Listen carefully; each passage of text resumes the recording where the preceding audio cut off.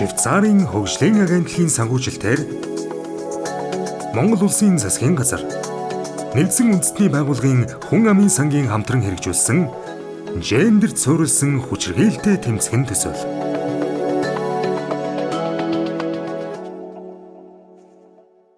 Гендерт суурилсан хүчирхийллийн тоо мэдээлэл бий болж хүртээмж нэмэгдсэн нь. Төслийн дэмжлэгтэйгээр хийгдсэн судалгаа тоо мэдээллийн нэгдсэн сангуудаас дурдвал үндэсний хэмжээний гендерт суурилсан хүчирхийллийн судалгаа, гендерт суурилсан хүчирхийллийн үйлчилгээний болон эдийн засгийн өртгийн судалгаа, олон нийтийн мэдлэг хандлагад гарсан өөрчлөлт болон нэг цагийн үйлчилгээний төв, түр хамгаалах байраар үйлчлүүлэгчдийн сэтгэл ханамжийн судалгаа, COVID-19 сар дахлын хариу арга хэмжээ, гендерт суурилсан хүчирхийллийн нөхцөл байдалд хэрхэн нөлөөлснийг судлах түргэмжилсэн үнэлгээ хийн үр дүнгуудыг түгээсэн. Эдгээр ажлын эхлэл нь үндэсний хэмжээнд анх удаа гендерт суурилсан хүчирхийллийн судалгааг зохион байгуулсан явдал юм. Гендерт суурилсан хүчирхийллийн судалгааг Монгол улсад явуулснаар ямар ач холбогдолтой юм бэ? Олон нийтийн хэвлэл мэдээллийн хэрэгслүүд гэр бүл чиглэсэн контентуудыг бас бий болгох хэрэгтэй юм байна. Хүчирхийллээс урьдчилан сэргийлэх, хүчирхийллийн энэ сөрөг талуудыг хүүхдүүдэд багаас нь бас зааж сургах ёстой юм байна. Гэх мэтчлэн энэ хүчирхийллийг үгүй болгох үндэс суурийг бол бас тавьж өгсөн гэдгээр онцлог болов.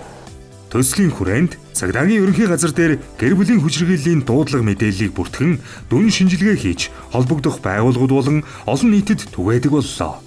Цагдаагийн байгууллага нь нэгдсэн үндэсний байгууллагын хүн амын сангийн дэмжлэгтэйгээр гендерт суурилсан хүчирхийлэлтэй тэмцэх төслийн хүрээнд гэр бүлийн хүчирхийллийн мэдээллийн санг 2018 оны 4-р сараас бий болгон ашиглаж байна.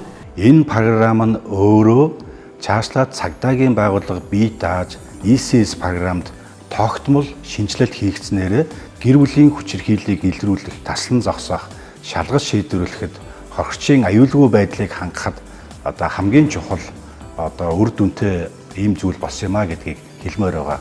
Түүнчлэн хүчирхийллийн хохирогчдод үзүүлсэн үйлчилгээний тусламж нэгдсэн санг хөдөлмөр нийгмийн хамгааллын яамны санаачлагаар хөгжүүлсэн. Энэхүү мэдээллийн сан маань үйлчлүүлэгчийн үйлчилгээний нэгдсэн бүртгэлийг хийхээс гадна үйлчилгээний явцад нийгмийн ажил үйлчилгээг зөв төлөвлөж хүргэсэн эсэгт бас хяналт тавих, үйлчилгээг нэгтгэн дүгнсэн тайлан мэдээлэл гаргах, санхүүгийн бас тооцооллыг бас хийх, тооцох нэгдсэн мэдээллийн санг бүрдүүлснээр бол илүү ач холбогдолтой гэж бид нар үзэж байгаа. Төслийн хэрэгжүүлэгч байгууллагуудын санаачлагаар төслийн хүрээнд хийгдсэн бүтээгдэхүүнүүдийн хүртээмжийг нэмэгдүүлэх зорилготой Gender Hub мэдээллийн нэгдсэн вебсайтыг бий болгосон.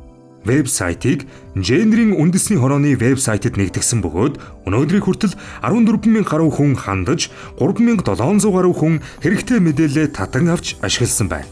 Тэгэхээр энэ хабын маань гол үндсэн зорилго бол гендерт суурилсан хүчирхийлэлтэй холбоотой энэ төслийн хүрээнд хийгдсэн бүхий л бүтээгдэхүүнүүдийг олон нийтэд нээлттэй байлгах, цаашлаад эрдэмтэн судлаачдад гарын авлага бүтээгдэхүүн болгох ийм зорилготойгоор нэгтгэж нэг буланд бол байршуулчаад байна.